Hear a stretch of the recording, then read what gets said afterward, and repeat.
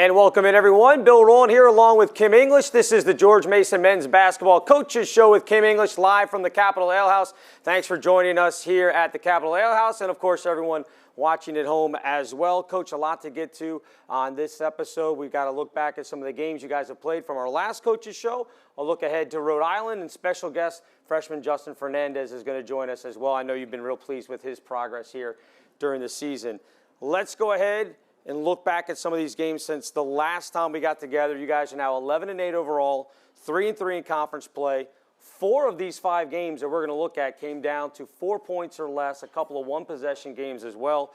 Let's start off with 73-69, a tough one up in Olean against St. Bonaventure. You had some chances late, but they hit enough shots down the stretch to hold you guys off. Yeah, they keeping their shooters off the three-point line was obviously the emphasis going in that game, and did an okay job in the half court. But the one place it's really hard to stop shooters from getting threes is in broken court plays in transition, and when you don't take care of the ball, your transition is not going to be very good. Banks got a couple of good looks in transition, which got him going, feeling good about himself. And then ultimately he made a kill shot late in the game. We needed to stop. He made a double step back, double pump three to give them a lead and secure the win. But in the position to win with a chance on the road, again, we don't really spend much time talking to the guys about it a little bit. But the programs in this league that have consistently been champions, over the last 10 years, Bonnie's won, Rhode Island won, VCU 2, St. Louis 2, Dayton 2, and Davidson 2 conference championships. Disappointing chance to win there, and we didn't close. And it's a theme. I could say it now or say it when you talk about the next game, sure, or the next game, but. Those possession games, you'll be in about 10 to 12 of them in a year. You want your record to be on the right side of the win-loss of that. If it's 10, you want to be 6-4. And it's twofold. As a coach, I look at all my decisions at the end of the games. What did I do? This play call, this sub, this timeout. And as the players, that one possession can come from a multitude of places. It could be a free throw. It can be a layup. It can be a stop, a rebound.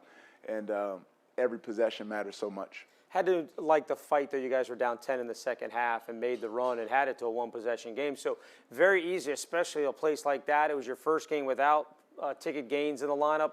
Might have been easy for those guys to kind of say, well, down 10, this is going to be tough, and not have that fight. No, we won't fold. We'll never fold. So, yeah, it's right. I mean, they did what they were supposed to do, get back in the game when that's the situation that you're in. But, we got to do a better job extending leads and playing the right way. Thought we got up to a good start that game. We could have just kept punishing them inside. We had a good patch in doing that against St. Louis and Davidson. And it's a decision we've made, with Ticket. No one else on our team brings what Ticket brings from an offensive standpoint except for Blake Jones at the 4. So we've been mix and matching our forward guard lineup and our big heavy jumbo lineup, and really learning how to play a new way without Ticket. Next game, 86-75 win over Loyola Chicago at home. Tied at 35 at the half. You guys kind of broke open in the second half. Very balanced. 5 guys end up in double figures. I thought probably one of the best offensive performances your team has had this year. Yeah, our guys came out, responded after a tough loss. A team we have a ton of respect for, NCAA tournament DNA in that program. They were a top 30 in a tournament team last season with one of my favorite A-10 players in Philip Alston, a big, physical, strong forward.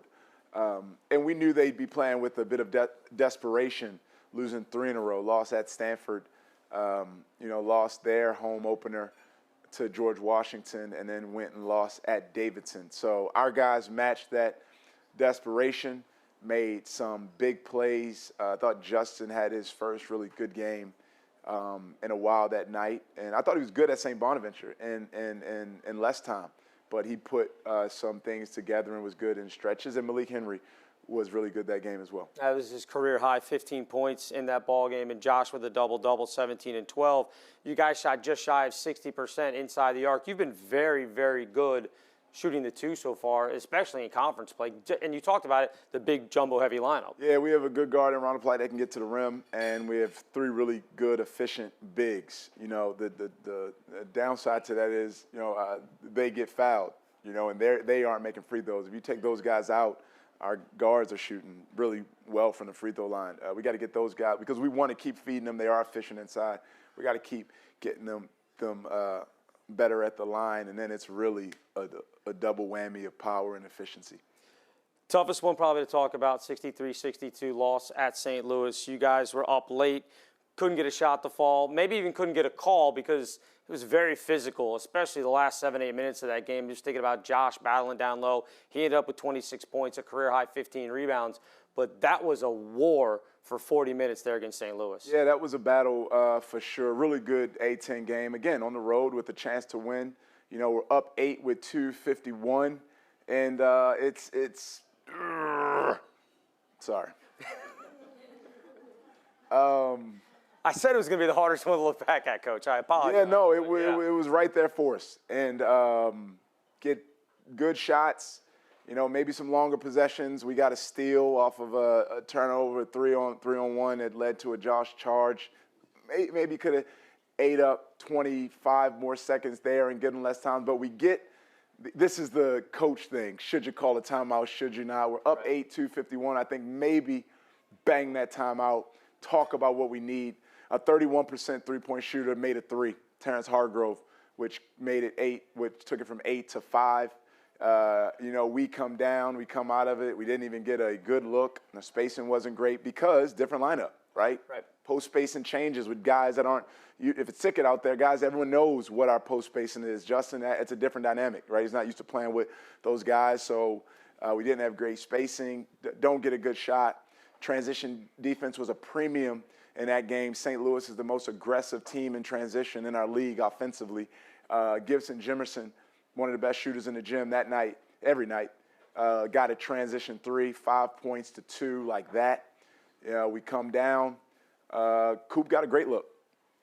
Coop, Josh, we got it in the post. We got our post spacing taken care of. Coop out to Josh. Josh out to Coop right in front of our bench, a shot we love. He missed it. And, they come down. They score a play. We weren't in our right spot defensively. Tie game. We would have went up 3. And we foul Yuri Collins on a jump shot.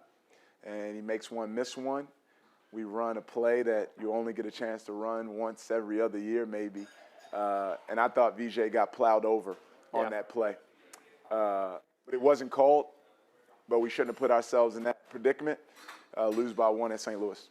How do you think, because we talked about it pregame, containing Yuri Collins. He had been so good in the game last year here in Fairfax. You guys, I thought, did a pretty decent job on him in that game. He ends up making the free throw at the end, but he finished with 9 points, and you guys made things really, really hard on him throughout the game. Nothing came easy in that game for him. Yeah, we played our game. We haven't adjusted much defensively this season per opponent. We did a little bit GW, which was a little bit of a, I'm kicking myself a little bit. We've done what we do defensively every game, and that didn't change with Yuri.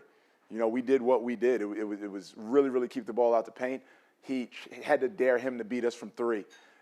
He didn't. Our guys did a great job, on him, the entire group until the end. You don't want to foul a jump shooter. A mid-range shot is probably worth 32%. So you take a 32% shot, now you're shooting a 70-something% shot, and you never foul a jump shooter. All right, 65-63 win over Davidson, again back at home. Got off to a slow start in this one, or they got off to a red-hot start in that game. They got up 14-12. You guys slowly worked your way back. You were down by 5 at halftime, slowly reeled them in. You went on a 13-2 run in the second half to take the lead. You guys were able to close that one out. Yeah, it ended up feeling a lot like the GW game, actually. It was feeling like it was going to be Davidson all over again. Davidson felt like St. Louis at some points, or at least down the stretch when it was a possession game. We had a lead. We did a much better job managing clock, getting the shots we wanted late in that game. Malik with a big boost off the bench in the first half. Davis is not shooting the ball as well as they did last season. You wouldn't have known it if you were at the early parts of that game. They shot the ball like a normal Davidson team does. We made some changes defensively, got a little bit more aggressive, engaged on some guys that haven't been making threes.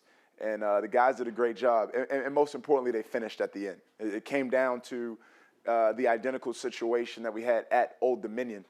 We were up one. Josh Aduro had a 1-and-1. The only difference is he made them. He made them this time, put us up 3. We got to go down and get a stop. And we won a game, a possession game against one of those programs in this league that's a perennial contender. One of the best, toughest, most physical, well-coached teams in this league is Davidson. And you talk about the big lineup on Malik off the bench. Josh and Malik, 34 points and 15 rebounds combined. Again, you can see it build as we talk about these games to how good you guys are on the interior. Yeah, we are. And again, it's different without Ticket. We were figuring it out with Ticket. When we play our 4-guard lineup, when we go big, heavy jumbo, is what we call it. And how to play that way. And it's honestly, it's come down to those 2 bigs doing a good job defensively, and our guards getting them the ball. Get them the ball in spots that they, can have it. And just got to keep improving at the free throw line. So GW, just a couple days ago, the 78-75 loss on MLK Day. Very similar, as you said, to Davidson. You guys got down by 14 in the first half. You reeled them back in. It was only a 5-point lead at halftime, just like Davidson. The difference was in the second half, you just couldn't get that one final stop, that one final shot to go down to take the lead. I felt like if you guys had gotten the lead, you probably win that game. Yeah, and it was looking that way. We're at home. We played pretty well at home. We were making our runs. We got our runs because we got stops. We held them to 11 straight stops in the first half. We made it a game. I think it was 27-25 at one point. Yep. In the first half, or 22-25, whatever. Second half, same thing. It was 1 point, 2 point when we were getting stops. We said to our guys at every chance we got, GW, because of their 2 guards, is the best offensive team in this league. They are the most efficient offense team in A-10 play. James Bishop and Brendan Adams, transfers from LSU and Connecticut, are very gifted, and they've gotten a lot better from last season. Similar to UMass last season. Really top 30 offensive team in the country. I said to our guys before the game, if this is a game where they're shooting 49% and we're shooting 50%, we're in trouble. We needed to make that game a defensive game, a lot like Toledo. An offensive team that we weren't focused on, or we were focused on defense. And it ended up being a game where they shot 54%, we shot 57%. And we lost, because you're banking on offense, and defense is just more dependable. I mean, VJ Bailey gets a top-of-the-key wide-open 3. We're down 4. He shoots 48% on the season. He missed it, right? Ronald Polite gets a mid-range wide-open shot when it's a 2-point game. He missed it. Defense is better. When you're guarding a shooter, you have a high hand. When the shot goes up, you find someone in box out. When it's a loose ball, you go get it. Those things are controllable. When you're guarding a shooter, you have a high hand. You make him dribble the ball. You make him a driver. And we didn't. Taking away threes from shooters is a bedrock of our program. We've done a pretty good job of it this year. I think our three-point defense is, top 30-ish. But we didn't. James Bishop and Brendan Adams made I think maybe 7 threes combined. And our goal for the game is less than 7. So we didn't do the job, and they deserve to win. I told our guys after the game, you don't get what you deserve in life, you get what you earn. And we earned that loss, straight up, as disappointing as it is. But, we got to bounce back, got Rhode Island, VCU, and we'll get another shot at GW. A couple of nice things going to the Davidson game and the GW game. The adjustments that you made to throw a zone. Really, in the Davidson game, you caught them completely off guard with about 16 seconds to go. They inbound, they came down. They were expecting man-to-man. They had to burn a timeout and left them with just 6 seconds to try to work with. Yeah, good execution by our group, throwing them off, changing up things. It was good. When you're down 1, you're probably going to go to the rim. So even if someone does get beat, you got a protector there. It was good to us, that game. And the second game, we threw the kitchen sink at James Bishop. I felt like he had 40 points. I looked up one time because we couldn't couldn't stop him. He was making threes, getting to the rim, and the zone was good to us. The zone was good to us. Conference play, you guys are getting to the free throw line at a higher rate than anybody else in the A-10. You guys are also the #1 defensive rebounding team in conference play so far. Do you hang your hat on those two things going forward that says, you know what, these are things that will benefit us as we go through the next 12 conference games? Yeah, absolutely. I mean, if you know, a free throw is Free. it's the highest percentage shot in the game. It's good offense for us sometimes, but we're getting better. Our guys, I challenged our guys tonight to make 20 in a row. That'll keep you in the gym for a long time, even a good shooter. And so my text is dinging, my phone's dinging right now with guys texting me, let me know they got it. But yeah, we got to keep doing it. We got to keep getting the ball inside, driving the ball, getting to the rim, and playing discipline to get the highest percentage shot in the game. And rebound is important. I want to keep, obviously, keeping teams off the glass. I think GW got 10, which is way too many. They got a big one, an air ball, non-secured by us, led to a Brendan Adams corner three. It was a 2-point game at that point with 11:25 to go. Big play. 5 games now without Ticket Gaines. Give me some things you've been impressed with as far as your team goes playing without him, and give me some things that it's still kind of work in progress or still need to be tinkered with as far as whether it's rotations or, as you mentioned with St. Bonaventure, just guys playing together, St. Louis not knowing the spacing. How has that been for these 5 games? Well, all you need to know about Ticket Gaines is, and we don't deal in excuses at all. I mean, we go into every game expecting to win with or without a player. But all you need to know about Ticket Gaines is 5 games without him, he's still our second leading rebounder. Total. You know, so his impact is it's impressive, sitting out 5 games and still being second on our team in total rebounds. And we're figuring out how to play without him. You know, we inject a big and G into the lineup, so the way we start games is differently. You know, over our time here, we've had great space on the court, 4 or 5 shooter lineups at all times. You know, that changes. We have to go from that, and it's why you see Justin out there with traditional guards at the 4 spot. Well, no one's a 4. We just have 4 guards out there to try to get that space. That's where Josh is comfortable. Josh is comfortable surrounded by shooters. You know, if we get Josh on the block with spaced around with shooters, we feel really good about the outcome. When you add another big into that mix, Josh has had to adjust his game. You know, Josh has always been our focal point inside. Now moving him to the perimeter and learning how to pass to another big and play with another big. Spent a lot of time talking about Andrew Bynum and Pau Gasol with the Lakers, the way they played off of each other. Our guards need to continue to do a better job making a point of emphasis to get those guys the ball when they have a position. Because at the end of the day, Josh is 75% inside the charge circle. G is 81%. Malik is 81%. Those percentages are incredible. You know, so we got to continue to, establish ourselves inside. It's a good look back at the games. We'll talk to you in a few moments about the upcoming game against Rhode Island, but right now we want to bring in your freshman guard and Justin Fernandez. So, right. Coach, thank you for the time. And we will bring on Justin, but first we want to thank the Capital Ale House, the official host side of the Mason Basketball Coaches Show with head coach Kim English. Only 1.5 miles from Eagle Bank Arena, Capital Ale House has local Virginia-inspired dishes and the largest selection of Virginia-brewed craft beer available. With 100 taps, they are Virginia's beer authority in Mason Nation.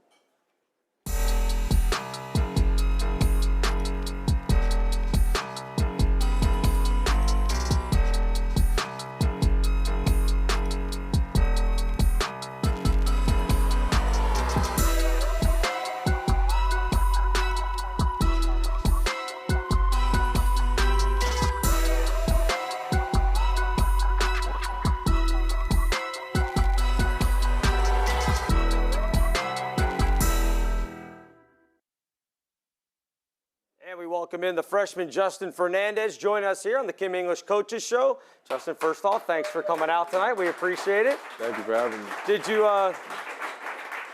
Coach was talking about the 20 free throws. Did you make your 20 in a row, or did you have to come here and you got to go back and finish them up? I got to go back, yeah. You got to go back and finish them up. All right, well, we won't keep you for very long then. After starting and coming off the bench at the beginning of the season, you started the last 2 games. For you, is there a difference in how you prep for the game, starting or coming off the bench? Is it a different mindset? What is that like for you now that you've been in the starting lineup the last couple of games? I wouldn't say necessarily it's a different mindset, but definitely a bigger focus on scouting report because you're going in and you got to do exactly what we just talked about. So definitely just focusing more on that and, asking a lot more questions to my coaches, just making sure which guy's a driver, which guy's a shooter, which way we're sending them and things like that. So. I imagine when you start the game, if you're on the bench, you get a chance to kind of soak it in and be like, okay, these are the guys I'm guarding. What are they doing? It's more being able to visualize it as you're on the bench as opposed to, okay, now I'm in there. I'm not sure what this is going to be like when you're starting. I imagine that's a big difference as well. Yeah, definitely. Being on the bench, you get to see mistakes that are made. You get to see, all right, maybe get a little bit closer to a driver, and just things like that. So definitely being a starter is a lot different. You finished up your high school career down at IMG in Florida, but you enrolled early at Mason, came in the spring of 2022. What was that decision like for you to decide to come in the spring? Just talking to my family, talking to the coaching staff at Mason, just kind of getting a jump start. Not playing, but coming to practice and working out and traveling, just getting used to being in college. So that was definitely the biggest decision maker for me. Talk about your family, 5 siblings. I imagine the household was probably pretty competitive. No, because nobody else really played sports. Everybody Really? was very different. My oldest brother, he wrestled. Well, that's sports. Yeah, but Not consider that a sport, but, Justin? yeah, but he didn't we didn't live in the same house, so it was kind of different. Okay, I got you. Okay. The ones I lived in the house with, one he made beats and he's just super smart. I got a sister who played the cello, and then my little sister, she dances. So I was like the only basketball player, or like the only sport player in the house. So it was competitive, but not in a different sense, not necessarily in a sports realm. Gotcha. Do you remember, since you said your other siblings didn't necessarily play sports, do you remember the first time you played organized basketball? Yes, I do. I was 6 years old. I played in the YMCA league, and I hit my first game winner there. So that At was definitely 6? At 6, yeah. My 4th game, I kind of came in the middle of the season, and my 4th game, I hit the game winner. That was my only 3 of the game. That was my only point of the game, but it came at the right moment. So. Is there a particular coach, in whether it was your YMCA days or maybe it was later on when you started playing AAU, but was there a coach at one point that kind of inspired you or made you think, hey, you know what, I could be pretty good at this? Yeah, when I was 15 in Richmond, I was playing AAU basketball, and I was playing for an organization. I was playing on the B team, and one of the assistant coaches on the A team, his name is Malik Bowden.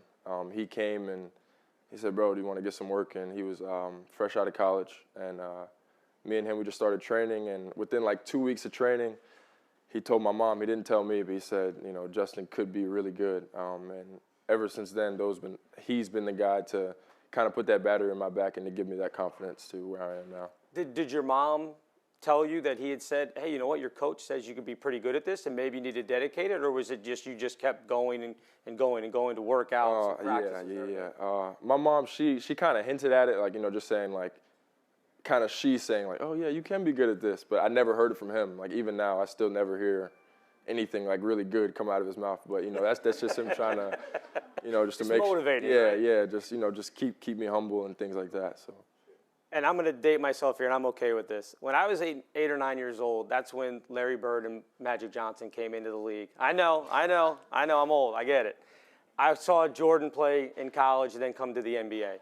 Thinking back to when you were 8 or 9 years old, who were the guys that you watched coming up that you went, this is my guy. This is the guy that I want to follow?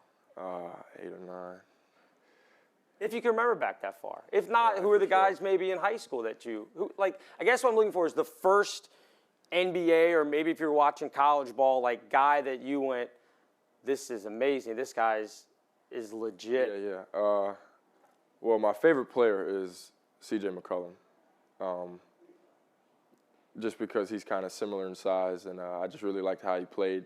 My dad actually made me watch the game where he played Duke in the tournament, and he was like, this could be you, that kind of thing. But C.J. McCollum is one. Damian Lillard is another. I'm a Portland fan, but we're not that good. Now, how'd you end up a Portland fan? Is it just because of those two? Yeah. Okay. Because of when CJ was there, right. yeah. Yeah, definitely that. C.J. McCollum for sure. I'm sure all of you guys saw the Ja Morant dunk from a couple days ago, right? First off, did you see it live? No, You guys were watching the game, so you saw it on video later on, whatever it was, whether it's on your phone or whatever. What was your reaction to that dunk, and what were some of your teammates? I'm sure everybody, whether it was a text chain or if you were around each other, suddenly went, "Oh my gosh, have you seen this?" Yeah. What was your reaction? He's a freak of nature. I mean, yeah, that's really all I can say. I mean, we all looked at it, and everybody kind of like was jumping around, and we really had to like watch it again. Like, how did he cock the ball back that far? How did he jump that high? Nope, I don't know. So, yeah. We had Ronnie Polite here a couple weeks ago on the show. He talked about how he was one of the better gamers on the team. Video gamers? That's what Ronnie said. Now, see, you're laughing. That's what I'm going to ask, because I read on your bio that some of your hobbies were video games. So I need you to assess Ronnie Polite's video game skills. So Ronnie still has yet to play me in anything. Okay. So is he dodging you then? Is that what you're saying? He's ducking you? I could say that. He's kind of making it seem like I have to climb up the ranks. I have to go through ticket, then Coop, then I have to beat a few people in order to get up to him. But so he's at the top of the ladder then. Yeah. Now, what game is this for people that are? This is 2K. This is, okay, 2K basketball, all right. And, actually, for example, yesterday I asked Ron, you want to play? He was like, you got to play Coop first. And I was like, Coop he's not here right now. It's just me and you. And so now he hasn't played me, but in that game I think I'm better than Ronnie. Okay, is 2K your game of choice then? Because Ronnie mentioned that some of the guys are playing Madden and some other things, but 2K is your game? 2K is my game. I'm getting into Madden, but I'm not as good, so I'm ducking everybody from that because I don't need any bragging rights. But yeah, 2K is my game for sure. How intense do these games get when you guys are playing? I'm sure it's a lot of fun, but I'm sure there's some rivalries going on there as well. Yeah, definitely playing. I played Coop the other day, and I had to wipe off my hands a few times. I was getting sweaty. It's a lot of trash talking going back and forth. So I imagine you guys probably get more nervous about playing maybe 2K than you do walking out to Eagle Bank Arena and playing a game. Nah, no way. No? No way. You get more nervous? I would think that you wouldn't be as nervous going out because this is what you've done your entire life, and it's just, okay, let's go get the job done. I've played 2K my whole life. Okay, fair enough. Sure. Fair enough. I'm good at that. Growing up, you went to a couple different high schools down in Richmond, transferred from Monacan, and then went to Virginia Episcopal, and then to IMG. What was that like as a young kid? And I was somebody growing up that my family lived in the same house for 40 years. I went to the same high school all the way through, so I have no idea what this may have been like. What was it like trying to go from different schools and then meeting new friends and trying to find your way? Obviously, you had athletics to help you. Being on the basketball team, you kind of have that brotherhood already there. But what was it like to have to change schools and meet new people and be in different classes and everything, as a 15, 16-year-old kid? Yeah, it was an adjustment, definitely, going from the places that I went. Monacan was a public school. Wake up whenever time you want, go to school, get to wear whatever you want. And then that next year or 2 years after that, I went to Virginia Episcopal, and we had a certain wake-up time, and we had to wear suits and ties every day to school. So, when I first heard about Virginia Episcopal, they said we wear a suit and tie, and I looked at my mom. I said, "Mom, I don't even own a suit and tie." Right. I had it, but I didn't have the jacket or anything like that. But definitely doing that every day was also an adjustment. It got my time management a lot better. And then going down to IMG, that was like a small fish in a big pond. Because now you're out of state, too, because Virginia Episcopal, while it wasn't right in Richmond, it was close enough that it's an 2 hours. easy drive. So, but now you're down in Florida. Yeah, all the way in Florida. I was calling my mom. I talked to my mom every single day, 3-4 times a day if I could. you know, just kind of having cabin fever a little bit. And that was also a big reason why I came up to Mason, why I committed to Mason, and also why I came up early because, you know, just wanted to be closer to home. So. Yeah, it's still a couple hours away because she's still there in Richmond. You talk about being coming to Mason. You were a top 100 recruit. You had other offers. What was it about Mason for you to end up in Fairfax? Coaching staff. Coach Kim, he definitely was the most consistent coach. He definitely, like, you know, during AAU is when things started to pick up for me, and every single game I seen him there on the sideline every single game. You know, a couple of the other schools I would see them, but it would be maybe this day, maybe this day. I've seen Coach at every single game. Even sometimes we played 3 games, I would still see him there. So just to know, like, the head coach was just that invested into me definitely was the reason why I came here. So I think that's interesting because there may be some people who look at it and say, wow, you really do notice which coaches are there on the sideline. Obviously not while you're playing, but obviously when you're warming up or sitting on the bench or halftime, whatever, you do look and see, oh, there's this school, there's this school. You guys actually pay a big deal of attention to that. Yeah, for sure. I knew, you know, the first tournament, I seen him there and I was okay. And then it was like every tournament. And even going back to when I was at IMG, we had practices and I would see him at all of those. And I was like, wow. Like, you know, and I was just talking to my family and things, and they're like, go to where you're wanted. Like, go to where they want you. Like, you know, go to where you're the dream player, not just that's your dream school. So, what's been the biggest adjustment? And you played some high-level competition, obviously, at IMG. But what's been the biggest adjustment for you from high school basketball to now playing in college ball? And again, you got a jump start because you were able to practice with the team in the spring last year. But what's been the biggest adjustment for you between those two levels? Speed of the game, for sure. It's a lot faster. I would also say the accountability that now I have to take on. Being at other programs and being in high school, let me just say, coaches aren't always as on you as here.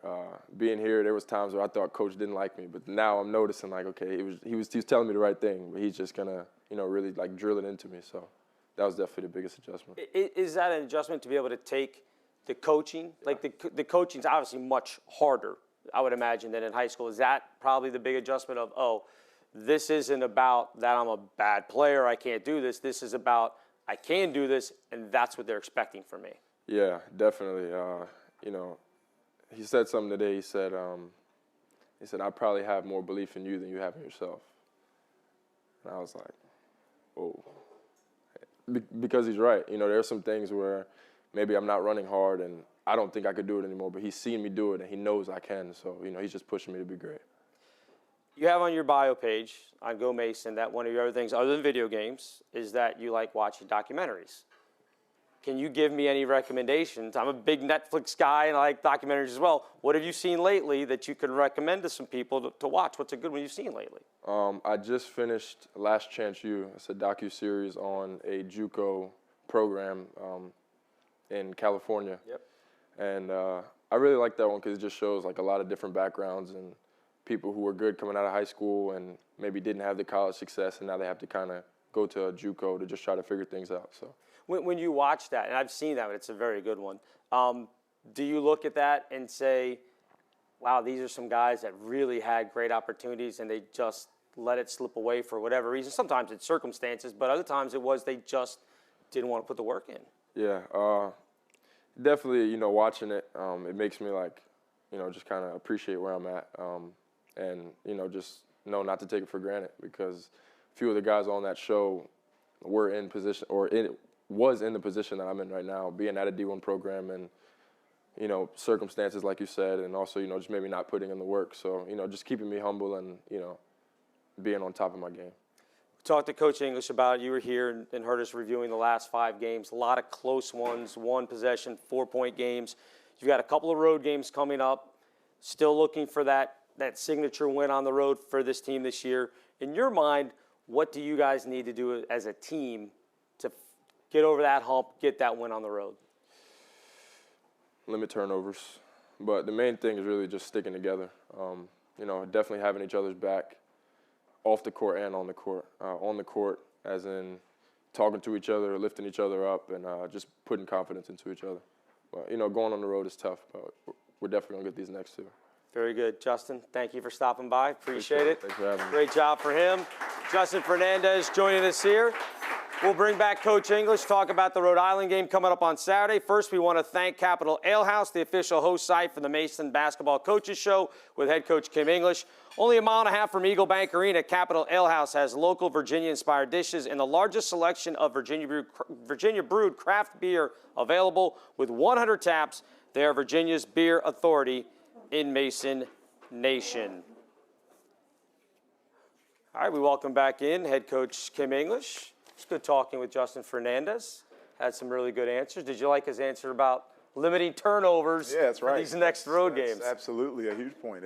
We gave up 18 points in transition against GW. 15 were off of turnovers. So it's hard. You want to get a shot and get your defense set back up. Our effective field goal is top 30ish. We're one of the best offensive teams in the country when we get a shot. So we just have to get shots on goal. When you hear him talk about how much time you guys invested, he talked about seeing you at these AAU games and practices and everything else. That's got to feel good that all that hard work, that guys do notice what's going on. Yeah, we were there, Justin, early. Maybe a few weeks after getting the job, Coach Semp called. I was headed to a Wizards game, and he sent video, and I watched a quick video of Justin at a red light, and I had no concentration on a Wizards game. I was on FaceTime and talking to Justin the whole game, and then we stayed pretty consistent. But we were honest with him throughout the process, and I know it was a different recruitment. Everyone usually in recruiting tells guys how great they are. We were telling him how much work he had to do, how much better he could be, and obviously consistent. But we identified him early on as a priority and think he's going to be a really good player here for a long time. When you hear him make the comment that you told him today that you believe in him more than he believes in himself, is that something you find, and obviously you played high-level Division I basketball, is that something you find with 18, 19-year-old kids? They don't sometimes realize how good they can be or the things they're capable of? Yeah, this is the first time in players at this level's lives that their talent isn't enough. High school basketball is 14 to 18-year-olds. In which of those, however, 100% of those 14 to 18-year-old players, 1% of them, less than 1%, will play Division I basketball. So now you're in the 1% of 18 to now with COVID, 18 to 24-year-olds. Right. You're in that 1%. So your talent's not enough. You have to be talented to just get to the level. When you get to the level, you have to work incredibly hard. You have to be incredibly competitive, and you have to be consistent and diligent. So your talent's not, Justin's talent is not going to get him on the court anymore. You have to run hard. You have to execute a game plan. You have to be physical. You have to have great habits just to play, right? Just to be on the court. Now you're talking what you have to do in order to play well is a whole nother discussion. And then, if you want to get to the next level, that's another 1%. And that 1% is of 19 to 36-year-olds. It's 1% of the world, less than 1% of all basketball players. So it's the stakes keep rising as you grow in this game. Let's talk about Rhode Island coming up on Saturday. 6-12 overall, 2-4 in conference play after they lost to Richmond last night, 64-57. That could be a little deceiving. 2-4 in the A-10, but 2-0 at home in conference play. And 3 of their A-10 games have been decided by one-possession games. That's a theme. So we could be looking at another nail-biter coming up on Saturday. We don't have to go further than, again, they're one of those programs, obviously a different coach, but a coach who has had great success in this league. They lost to Boston College by 4. Boston College may be our worst loss of the season. As far as we got beat, Boston College shot the heck out of it. They beat St. Bonaventure, a team who beat us. So our guys are going to come in with a great respect for URI. I mean, they beat Fordham, a team that we all know has had a really good start to the season. So we're going to introduce URI tomorrow. Today's practice was about us. I'll get to watch a few more games tonight. I watched 2 games last night, BC and Bonnie's. I watched the Richmond game tonight and a few more games tonight, and get ready to introduce the guys to the team tomorrow. They've had their struggles at time this year scoring the basketball, but Archie Miller, their new coach, no surprise, really good defensive team. They are number 2 in the conference right now in defensive efficiency. Doesn't matter where he was, Indiana, Dayton, we all know Archie Miller's teams defend, period, end of story. Yeah, they guard and they rebound, especially offensively. Their effective field goal defense is top 40, 47, I think, 47 in the country in effective field goal defense. So they're forcing teams to take tough shots, and teams are missing them. So we're going to have to be really good, like every game in league play. I mean, the Atlantic 10 is a tough league. I'd say the only difference between the Atlantic 10 and when I've coached in Pac-12, SEC, played in the Big 12 is you're not going to run into Devin Booker, Right. or DeAndre Ayton. But when you're talking juniors and seniors in this league, it's no different than James Bishop play anywhere in the country. These guys, Deron Holmes is a draft pick, so it's a really good league. They've got 2 really solid guards. Their sophomore, Ish Leggett, and Brian Freeman, who played, I believe, started at GW. Yep. So he stayed in the conference. Not a real big team as far as size goes. So you guys may be able to have an advantage with your big jumbo heavy lineup that you want. But I think for them, it starts with those 2 guards. Yeah, no, they have some good bigs. Amadou Sal is a kid that went to Frederick Douglass in Prince George's County. Josephat Bilal is a big kid that played at Wichita State. Ishmael Leggett actually played locally at St. John's, D.C. I recruited him at Colorado. Brayon Freeman, we know, has had success against us, played great last year. Picked the pockets of a couple of our guards in a full court in our own gym. Went right at us at GW last year on that game on Dr. King Day, and they have a kid Carey. So their guards are very capable. Capable shooters, but really good decking the ball and getting to the rim. That they're, again, a dangerous team. You talked about you'll introduce Rhode Island to the team tomorrow. Today was about you guys. What was it the last couple of days that you have really focused in on? I don't know if you want to talk about it or not. But No, it's basketball. Guarding the ball, taking care of the ball, making sure we understand what our plan is each time down the court. Habits, closing out to shooters with high hands, continuing to have a high hand when you're guarding a shooter, boxing out with your backside, securing the ball with 2 hands, running hard in transition. It's basketball. It's nothing that another team has done. Boston College made shots. Auburn overwhelmed us. Every other game we lost. More games are lost than are won in college basketball. Every other game, if we did our job, we win the game. Every other game. Maybe Buffalo, no. Buffalo, again, made shots, play well, but, it's about us. We haven't changed our game plan. Again, GW was different. We did some different things in pick and roll than we've done this season, because we respected those guards that much. Those guards are 50-something% mid-range shooters, so at 50%, a mid-range is a good shot now, so today was about us, and most days are about us. Kansas Jayhawks introduced the other team the day before, so it's about you most times than not.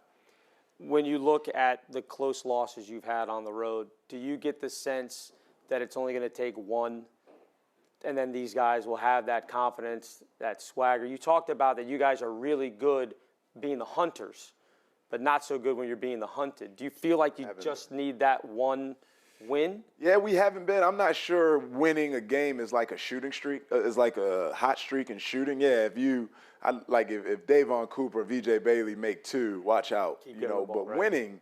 winning is, and especially on the, it's a possession by possession thing.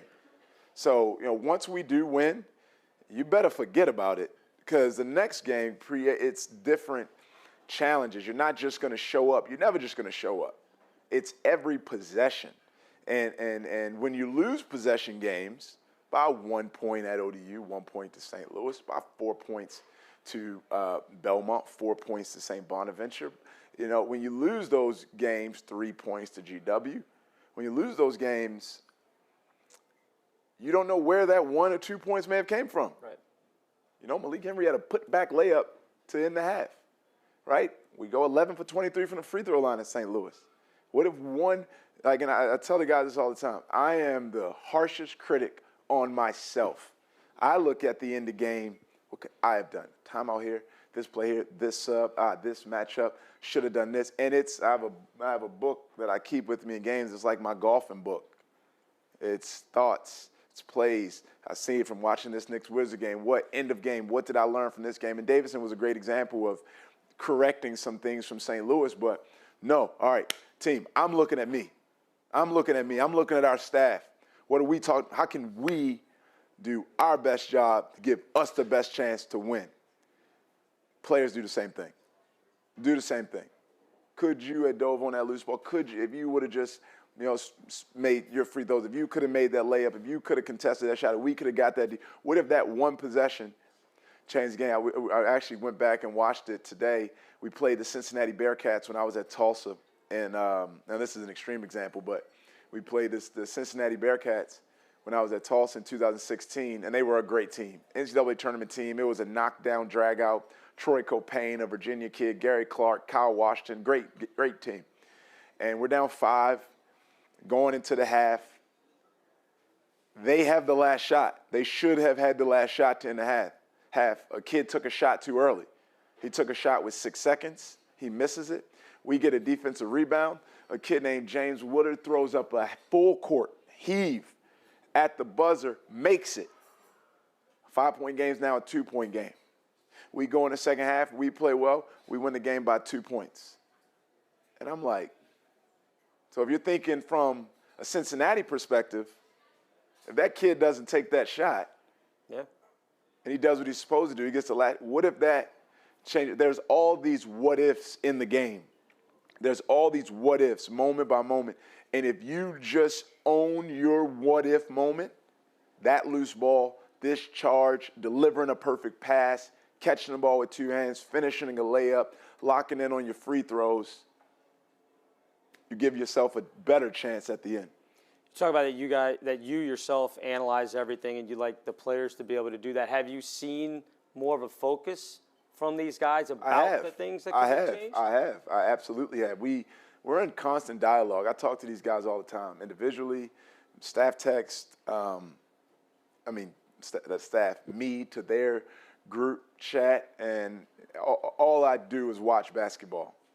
You know, and the game gives us examples constantly.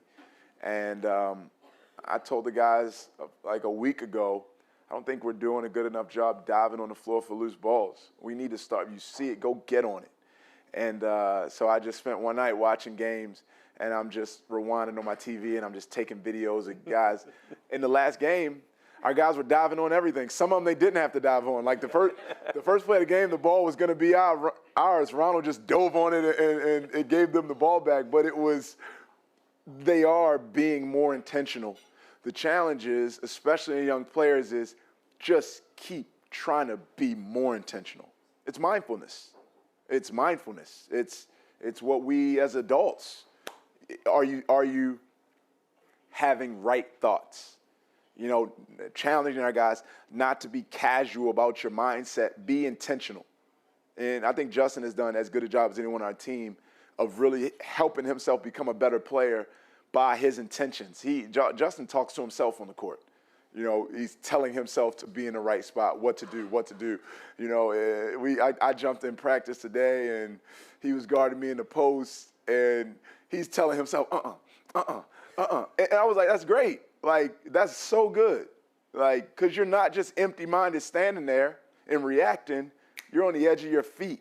You know, we have a term called potential energy. The first dunk of his career, finally. Hey, he got a dunk. He got a dunk against Loyola. And you see him, it was a slow-mo, and you want to see a good player, watch their feet. Watch their feet on defense. A good player on defense, their feet never stop moving. And Justin was just in the stance. His feet were just pitter-patting on the ground. He was like a cat, and he broke on the ball, and it led to the first dunk of his career. You know, so you can always be more intentional. And our guys are getting better and better at that. It's a great place to leave it right there. Coach, right. Thanks for coming out as always. Good luck Saturday against Rhode Island.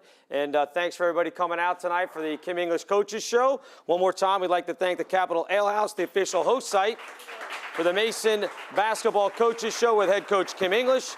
Only a mile and a half from Eagle Bank Arena, Capital Ale House has local Virginia-inspired dishes and the largest selection of Virginia-brewed craft beer available. With 100 taps, they're Virginia's beer authority in Mason Nation. Also want to remind you, tickets for all 5 remaining George Mason home games are on sale right now. Up next, the Patriots will be back at home on January 29th, a noon tip-off Sunday, January 29th, as they will host St. Joseph's. The first 5,000 fans will receive a free team caricature T-shirt.